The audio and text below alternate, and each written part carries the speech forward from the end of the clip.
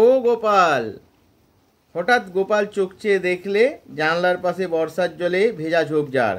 তাদের সেই আতা গাছটা, সে শুয়ে আছে তাদের বাড়িতে। মার হাতের মেদু ঠেলায় ঘুম ভেঙেছে। মা পাশে দাঁড়িয়ে বলছেন, ওট ওট, বেলা হয়েছে কত, মেঘ করে আছে তাই বোঝা যাচ্ছে না। বোকার মতো ফ্যালফেল করে সে মায়ের মুখের দিকে চেয়ে রইল।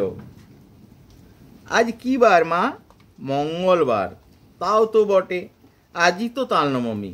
ঘুমের মধ্যে ওসব কি হিজিবিজি স্বপ্ন সে দেখছিল। বেলা আরও বাড়ল। ঘন মেঘাচ্ছন্ন বর্ষার দিনে যদিও বোঝা গেল না বেলা কতটা হয়েছে।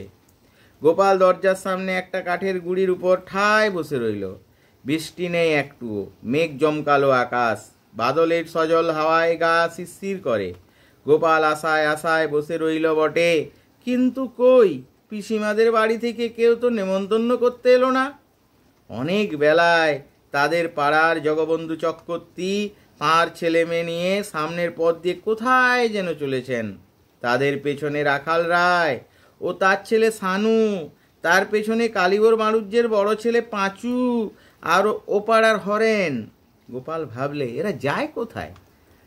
এ দলটি চলে যাওয়ার কিছু পরে বুড়ো নবীন ভট্টাচার্য ও তার ছোট ভাই দিনু সঙ্গে এক পাল ছেলে মেয়ে নিয়ে চলেছে। দিনু ভট্টাচার্যের ছেলে কুড়োরাম ওকে দেখে বললে, এখানে বসে কেন রে, যাবি নে? গোপাল বললে, কোথায় যাচ্ছিস তোরা? জটি পিসেমাদের বাড়ি, তালনবমীর নেমন্তন্ন খেতে। করেনি তোদের? ওরা বেছে বেছে বলেছে কিনা, সবাইকে তো বলেনি।